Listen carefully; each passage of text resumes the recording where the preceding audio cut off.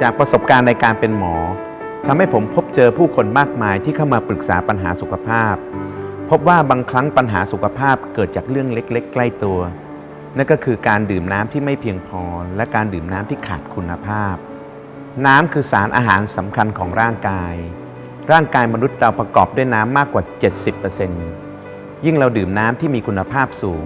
สุขภาพร่างกายของเราก็จะยิ่งแข็งแรงน้ำที่มีคุณภาพสูงจะต้องปราศจากสิ่งปนเปื้อนเชื้อโรคเชื้อแบคทีเรียและต้องมีแร่ธาตุที่มีคุณประโยชน์ต่อร่างกายเช่นแคลเซียมแมกนีเซียมเหล็กสังกะสีเพื่อให้ระบบต่างๆภายในร่างกายของเราทำงานได้อย่างเต็มประสิทธิภาพจากประสบการณ์การเรียนรู้สัมมนาเรื่องสุขภาพในต่างประเทศพบว่าผู้คนในหลายประเทศนิยมดื่มน้ำด่างหรือน้ำอัลคาไลน์เพื่อดูแลสุขภาพเพราะตามปกติเลือดของคนเราจะมีค่าความเป็นด่างอ่อนๆแต่ด้วยการใช้ชีวิตในปัจจุบันจากการรับประทานอาหารที่ไม่ถูกหลักโภชนาการพักผ่อนที่ไม่เพียงพอภาวะเครียดทำให้เลือดของเราเป็นกรดซึ่งมีความเสี่ยงต่อการเกิดโรคร้ายต่างๆตามมา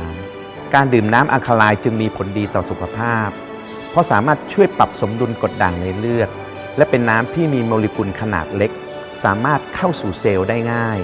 ทำให้ร่างกายสามารถนำพาสารอาหารไปใช้ได้ดีมากขึ้นทุกวันนี้คนส่วนใหญ่เลือกดื่มน้ำสะอาดและปลอดภัยเท่านั้นทั้งที่ความเป็นจริงแล้วน้ำดื่มที่ดีที่สุดควรให้คุณค่าและเป็นมากกว่าน้ำสะอาด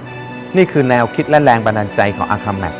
เครื่องทำน้ำแร่อัลคาไลน์มาตรฐานระดับโลกที่อยากจะให้ทุกคนได้ดื่มน้ำที่เป็นมากกว่าน้ำสะอาดเพื่อสุขภาพที่ดีกว่า